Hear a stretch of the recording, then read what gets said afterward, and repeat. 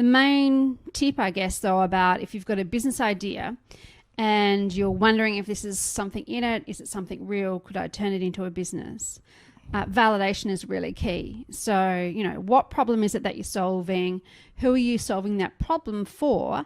And have you spoken to enough people to get that feedback that, there's a real market for something like this? It's not just some idea that you've come up with. A Kangaroo Fern production. Welcome to Gorilla Podcast, FreshEyes, the beat that makes you feel good. a weekly podcast that features interviews with social change leaders or individuals that aims to bring audiences good stories to motivate their own social impact efforts. Now, here's your host. Welcome to Gorilla Podcast, FreshEyes. This episode, we're talking about startup.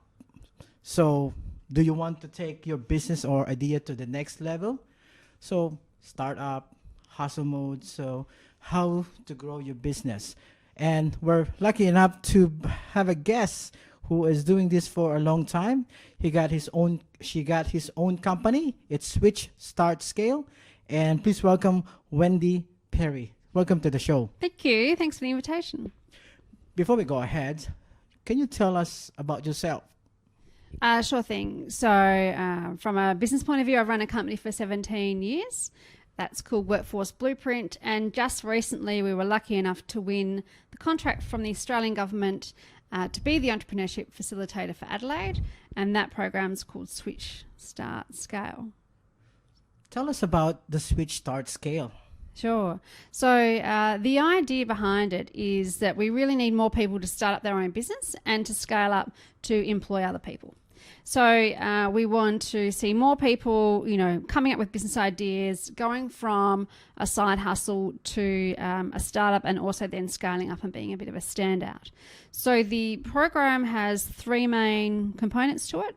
First part of it is coaching and mentoring, and people can tap into that as much as they like. Most people come about once a month, helps keep them accountable.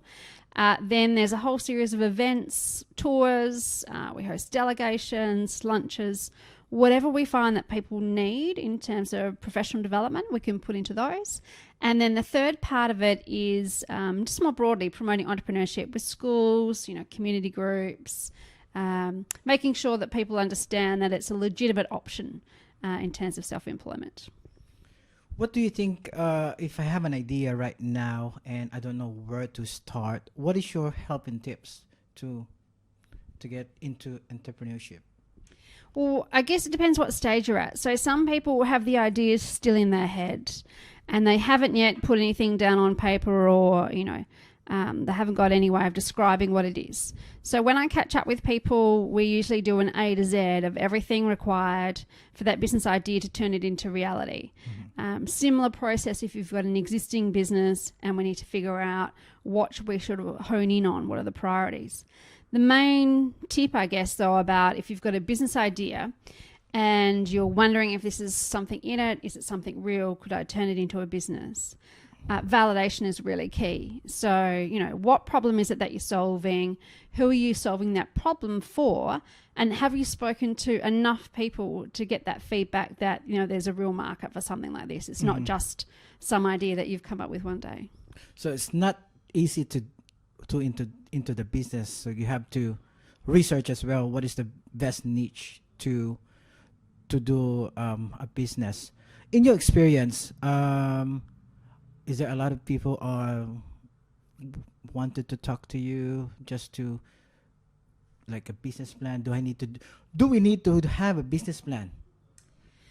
You need to have some sort of plan, but not really a big fan of old-fashioned, thick business plans. Because what happens is now, people might write them, they'll do all of this research. More of a focus has to be on the action side of it. So, that's all good. You definitely have to do research. You have to make sure that you're speaking to the right people, though. Some people will go to events or networking and they'll talk to people and they've got all this advice and they'll speak to different coaches and mentors. But you still have to filter that information and advice. Is it true? Is it correct? Has that person got any kind of insight into what I'm trying to do? And some people go to events for support and networking, but they're not where their target market actually is. So you've really got to hone in on, for this particular group of people that I might be targeting, this particular product, service experience, where should I be getting true kind of feedback and advice? So you're saying you need to have a good research or marketing research to this type of product before you say, I'll go ahead with that. Well, it depends. Like, you might come across family and friends and they'll want to be as supportive as possible. So they'll say, yes, of course, you should pursue it. You should go ahead. You definitely need to understand your competition, but there's something that's even more important than that, and that is your point of difference. So there might be lots of people already, offering a similar product or service or experience. I have lots of clients that are working on the same sorts of problems, but they think they're the only one that's come up with the solution. So you definitely need to check that out. But a key question is whether or not you can answer, what is your point of difference? What do you do better or differently? Or, what's your approach? Why would somebody choose you over another person in the same type of business? So you're saying you have to be unique. Well, that you've got to have a reason why. If I'm comparing, people in the same sort of product category or service category, I'm going to go with this guy, because of these reasons. And ideally, if you can tune in to what your target market and your customer says, use the exact same words and language that they use back in the marketing, then that's going to give you an immediate sort of step up from your competition.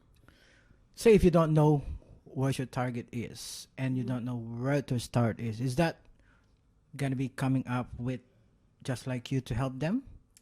Yeah, so normally, I have a catch-up session with a client, and it's a bit of, we call it a stock take session. It's like, where are you up to? What have you done? What are you working on? The A to Z plan, like everything in business, that then helps figure out where should we be focusing. And we go down to the level of detail too. Who are you reaching out to? Who are you connected to? Who do you need to be connected to? What events and networking are you going to? Are they the right ones? Help with brainstorming, because sometimes you just need to talk it through with somebody else to really tease out, normally there's multiple target markets. So who are they and where do they hang out? Where are you going to find them?